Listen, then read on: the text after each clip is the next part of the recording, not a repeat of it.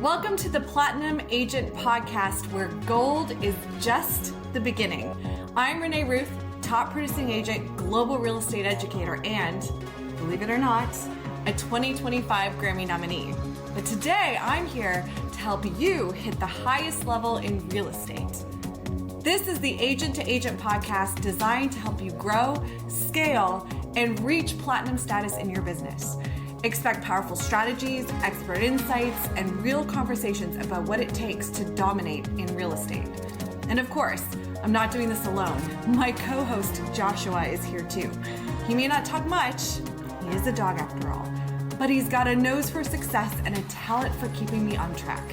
So if you're ready to stop playing small and start thinking bigger, hit that subscribe button and let's go platinum together.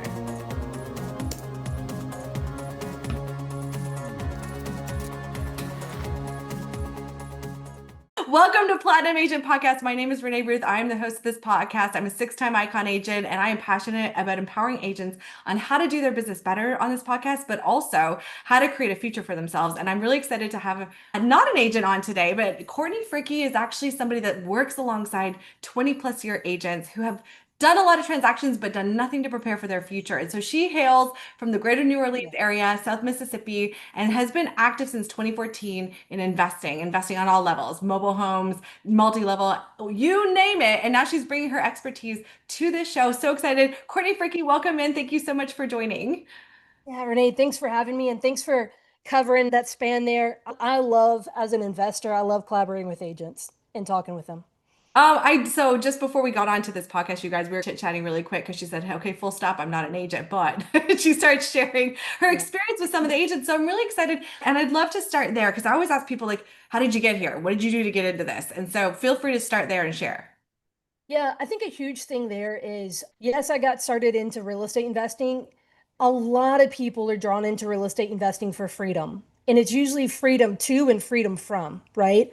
I wanted freedom from like dependence on the government, dependence on like a job, like an employer who would do some sort of pensions are rarely a thing anymore, all of that. But then freedom too, I wanted time freedom, right? So these are all the things that got me into real estate, but it takes effort to get that. And so a huge part of that's been a lot of my driving force. And so obviously owning properties has been a huge part of building myself more freedom. So I love the freedom piece because I would probably say that every agent has got into real estate because they want to scale income. But ironically, they end up working more to Yeah. scale their income instead of learning how to work smarter, not harder. So I think you're going to be able to share with us some really valuable insights for everyone listening. So why should every agent consider investing and not just transacting? Tell us. So I think that's important because I heard a story not that long ago.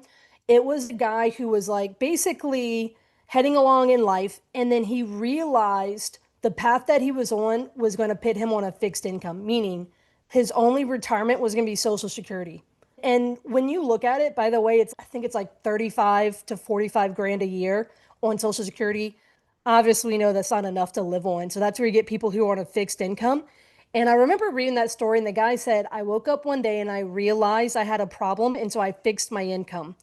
And so my point with that story to real estate agents, unless you want to be, we just had someone in the news, a woman who, 105, 100 years old, selling real estate.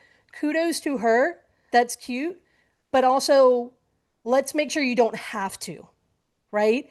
You need to have options and you need to fix your income because unless you build, I believe people should own real estate so that they have that reoccurring income they don't have to always go and hunt for with every commission. I'm crying. Did you say that's cute? That's It's amazing. totally not, right? But like So at the same cute. time, everyone was like, oh, she's so passionate. I'm like, I hope to God someone in her family's intervening and this is just a passion. This is not, she has to work. Correct. So it's not that she's 105 and she's still living after her 60 years, whatever, transaction to transaction. Yeah. And that's one of the reasons I'm actually in the brokerage I'm in because they saw this is a huge deficit for agents. They're very transactional and they built in avenues of revenue. But I do think this portion of the education process for agents just doesn't exist. We watch HGTV like everyone else. So, what Yeah. are some of the common myths that you've become aware of that have Yeah. held agents back from investing? The number one is money. And I'll say this, the real estate investor world and the real estate agent world are parallel. So there's a lot of similarities, but they're completely different worlds. Like I find this all the time when I talk with agents, I'll say a word, they're like, what does that mean? And it's something common in the real estate investor world. So there's a level that agents have to acknowledge that and realize a lot about real estate. But to get into the investing world, you got to get around the investing conversations to understand more. But a common myth, the number one is the money thing.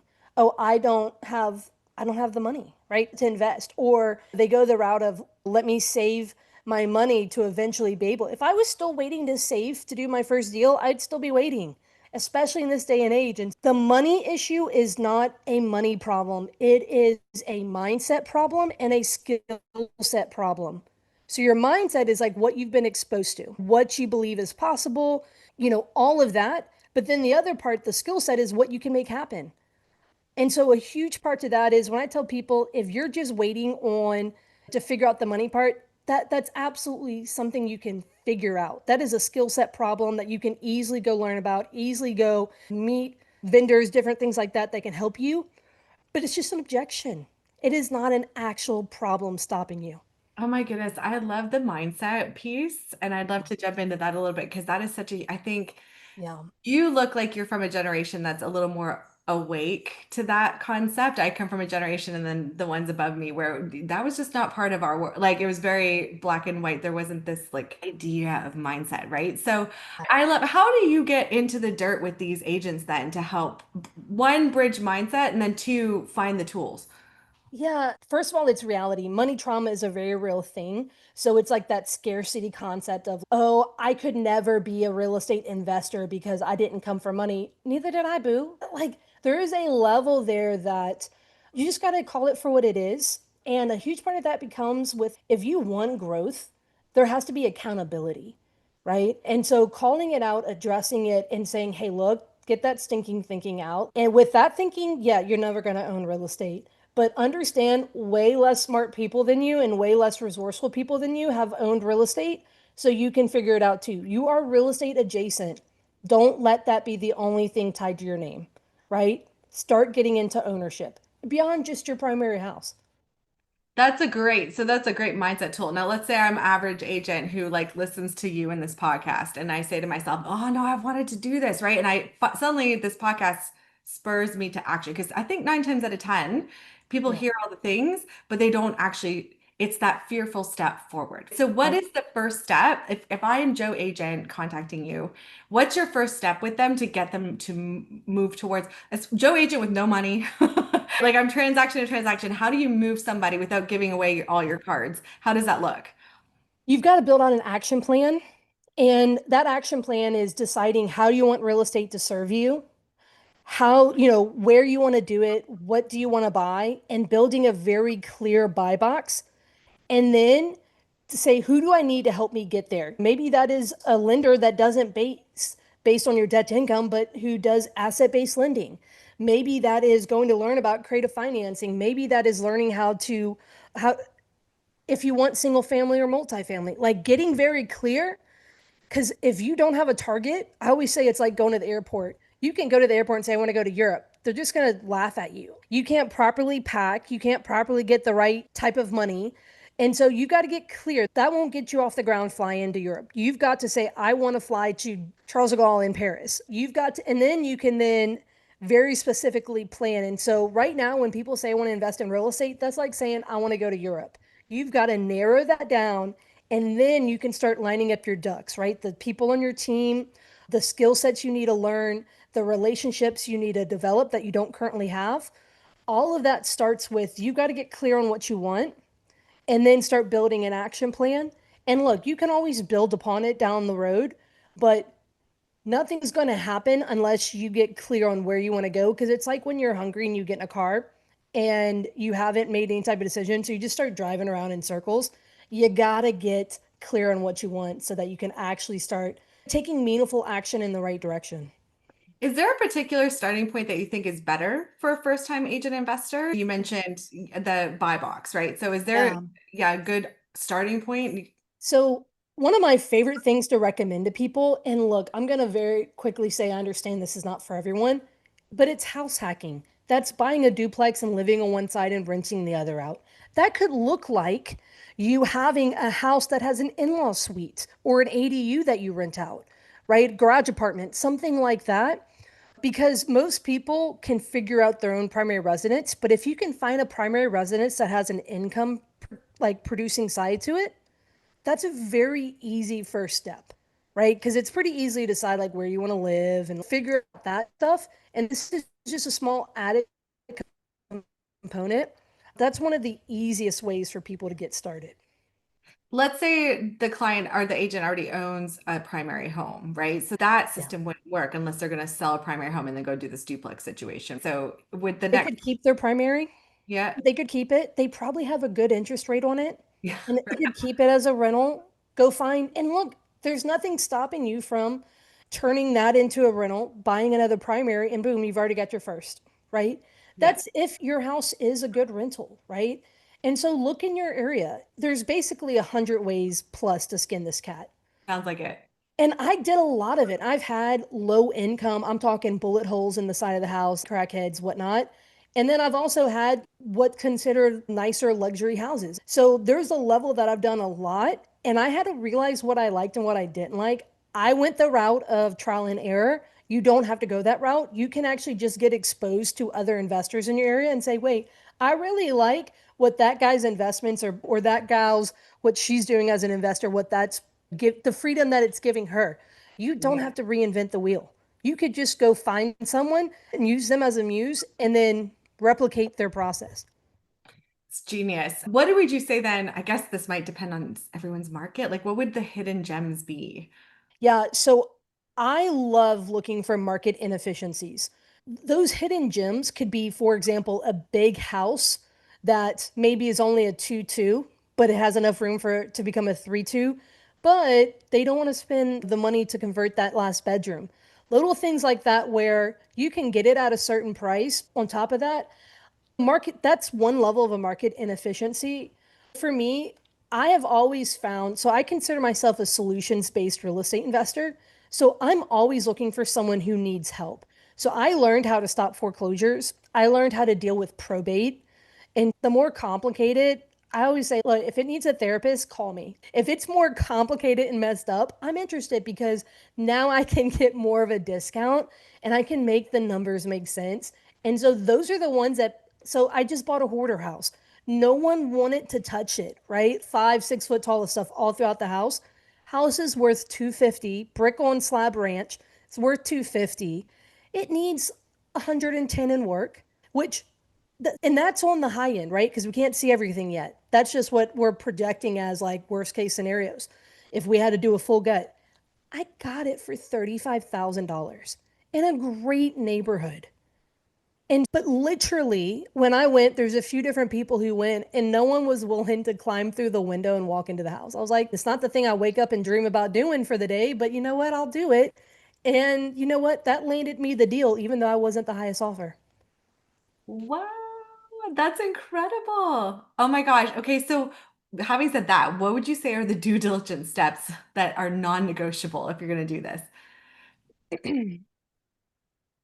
Always. So people, when they get hurt with real estate, it's not because they don't do diligence. It's usually they don't do enough, right? And so if anything comes up, you should be like, no, let me lean into that. What do you mean by that?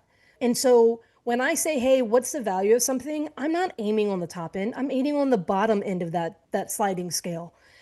Same thing with renovations. I'm not when they might say, "Hey, it could be a 80 to 120 in renovations." I'm not going to say, "Oh, we're going to get 80." No, I'm going to say, "Let's bank on 120."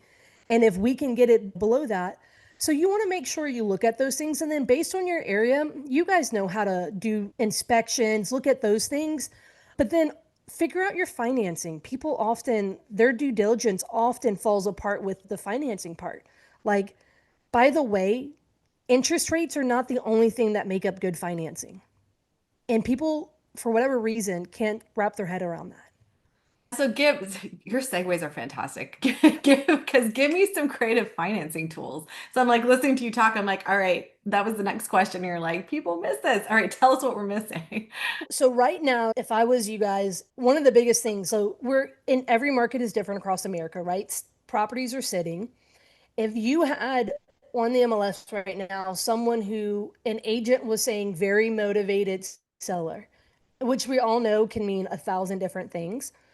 But if they said that and they also said they have an assumable loan of 3.5%, fun fact, 60, I think 68% of properties have mortgages on them, a good percentage of them. And of those that are mortgaged, half are below 4%, right? Significantly low interest rates out there.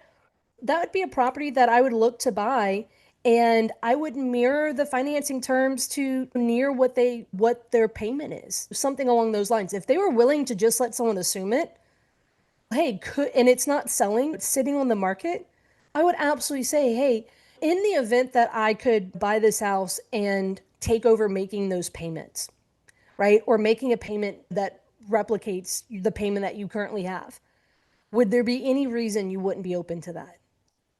And right now, more than ever, the relief of pain or distress, right? Having to make a payment on a vacant house for 3, 4, 5 months, yeah, that's not fun.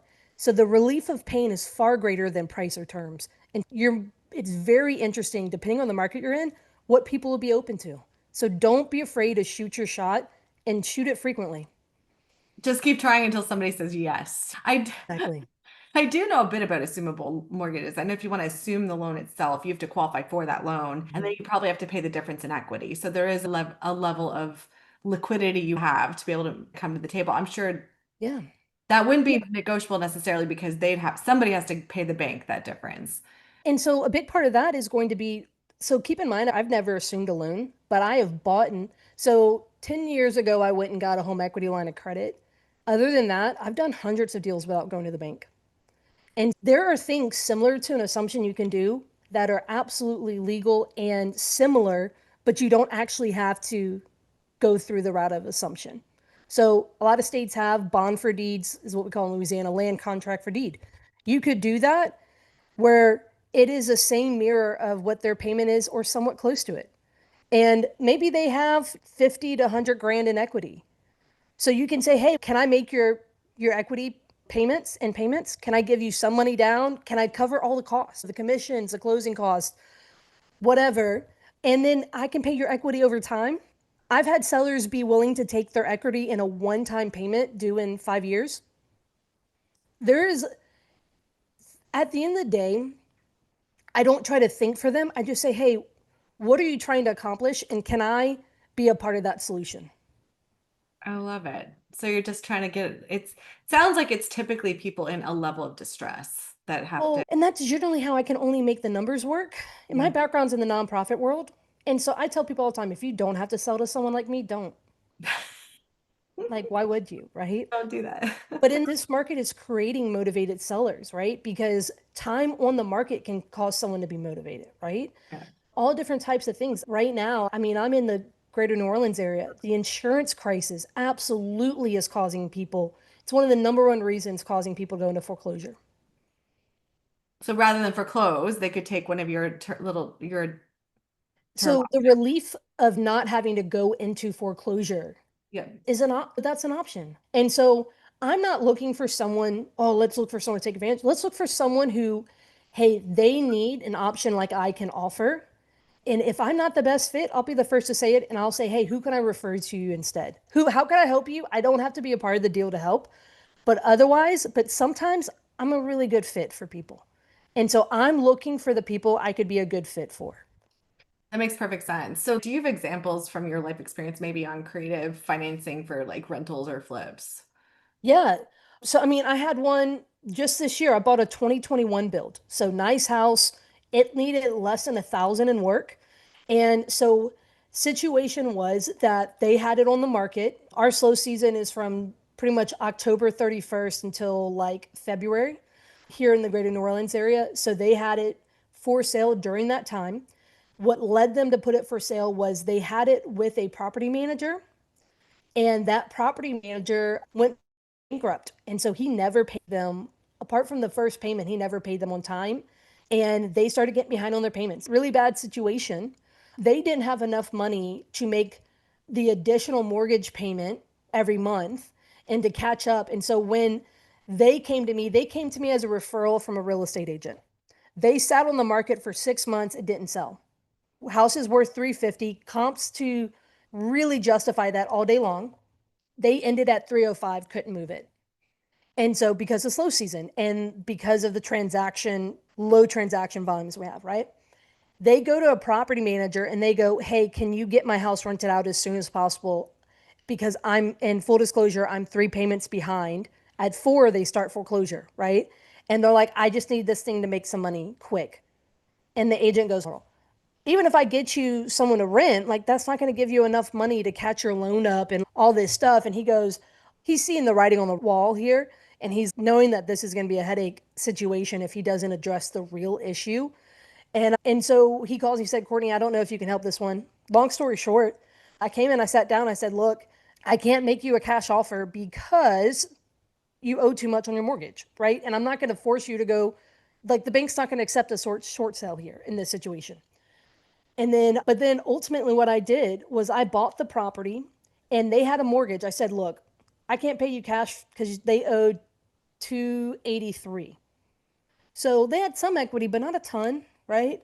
And I said, look, in the event that I can catch up your loan, pay the commissions, pay the closing cost, and then I can start making a payment similar to what your mortgage payment is, and I can do that. Is there any reason you wouldn't consider that? And she asked, her and her husband, we sat down at the property.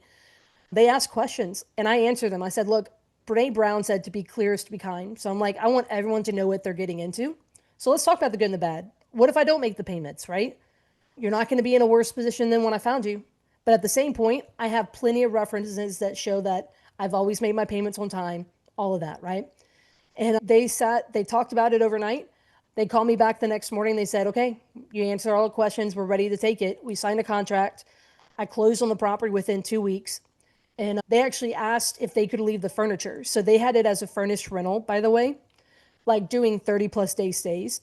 And some of the furniture was like really heavy industrial furniture. And so they were like, this is going to break our back to move. We're dreading it. And so they're like, if we don't have to move the furniture, you can keep it. So I bought the house, gave them some money for the furniture. And they were super thrilled. By the way, in New Orleans, we're really big on festivals. My spouse and I were at a festival and we're walking back to our car and I hear someone yell my name. I turn around and it's this couple. The husband's drunk, super cute. And they were so excited to see me. And so I was able to stop the foreclosure and I've been making their payments. That was in January. I've been making their payments every month since, and we stay in touch.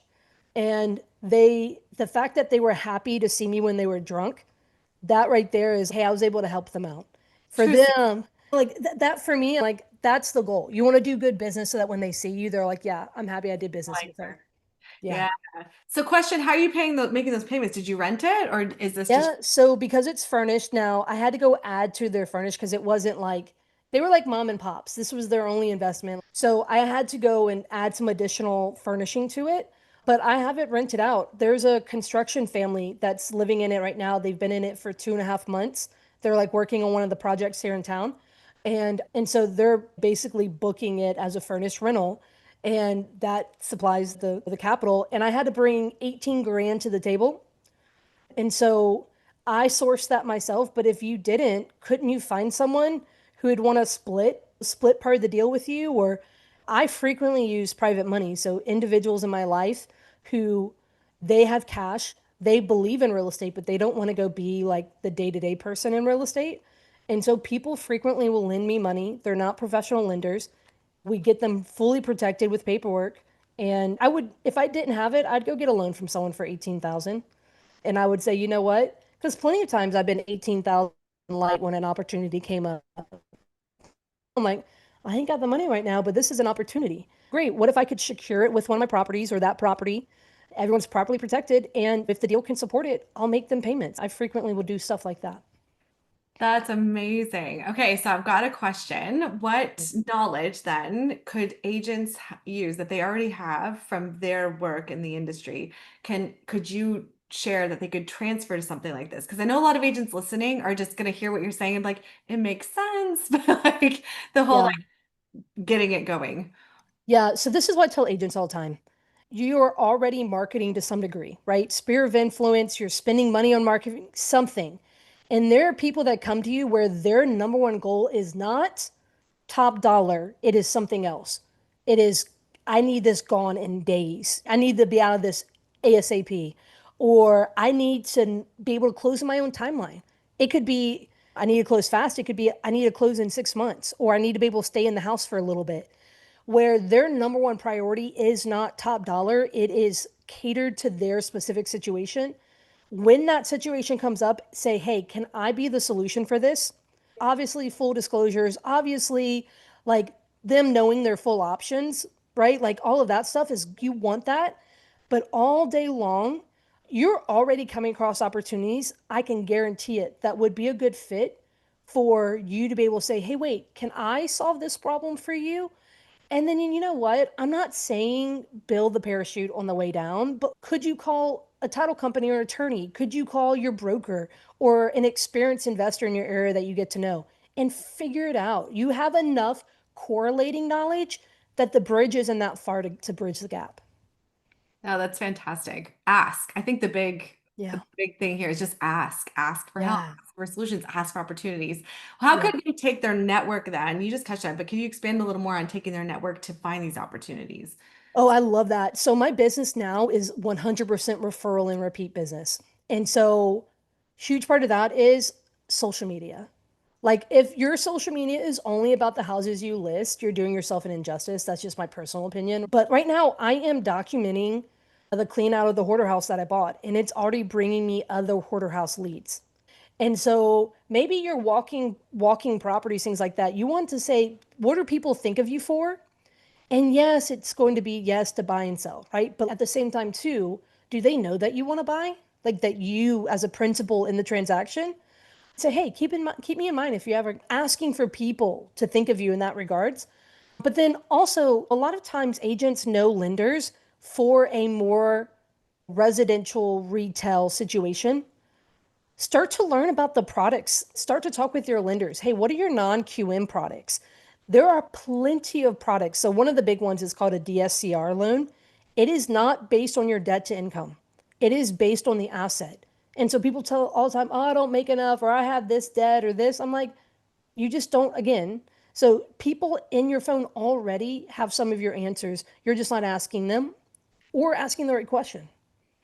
I love that. All right, so we're gonna end with this. I've loved all. I feel like I could talk to you all day, but leave it with this. Like, how can agents stay sharp and continue growing? You grow into the conversations you're around. And so understand this. Again, I love real estate agents, but like even in my own world, I have to challenge myself to get out of the real estate echo chambers, right?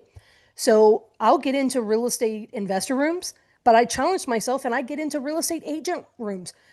Am I like, do I need to learn about the listing agreement? Sure, it's interesting to learn about, like when all that went down with the lawsuits and stuff. I'm just like, but at the same time, I'm getting in those rooms, right? I'm meeting different people. And then I'm frequently trying to improve myself because the difference between where I am today and where I got started 11 years ago is that my mindset improved, right? And that my skill set improved. And what is your skill set? It's what information can you take to turn into action. So it's not just, oh, I know about creative financing, but do you know to actually how to structure it? Because that's where it turns into a skill set that can make you money. That's the difference between a library like this that's just sitting there. But get around those conversations. And if you truly want to own real estate and fix your future income and not just having to live listing commission to commission, start getting around, even if it's like other agents who own investments, or a lot of areas have real estate investor meetings. So I hosted and ran one for years. We had thousands of people come through the doors and it was free to attend, right? And it was a monthly meeting, CE, but for real estate investors. And so go find stuff like that. Get in those rooms, get around those conversations, and start rewiring how you see this and start picturing that you can actually do it. Your hat is appropriately named. Yeah. Courtney, you are definitely a helper. And Yeah. thank you so much for the help that you've provided anybody listening to this podcast. I want everyone listening to give her a follow. She is on Facebook, Instagram, and YouTube under her name, Courtney Fricke, and definitely has her own website too, courtneyfricke.com. So check that out. And I'm assuming if an agent was interested, they could contact you, reach out to you, ask questions. I feel like that's your... Yeah, absolutely. Instagram DM is probably the easiest place. Thank you so much. I really enjoyed this. Thank you again for coming on the show, and I hope you have we're gonna stay in touch. Yeah, Renee, thanks for having me, and I appreciate you for the conversation. Yeah, it was good and easy to have. I'm so glad. Until next time. Bye, Courtney. That's it for this episode of Platinum Agent Podcast. If you're ready to take your business beyond gold and into platinum, let's connect. Reach out to me at this email, renee@reneeruthofficial.com, and we'll make something happen. Don't forget, hit subscribe because Joshua and I will be back with more insights. Until then, go platinum.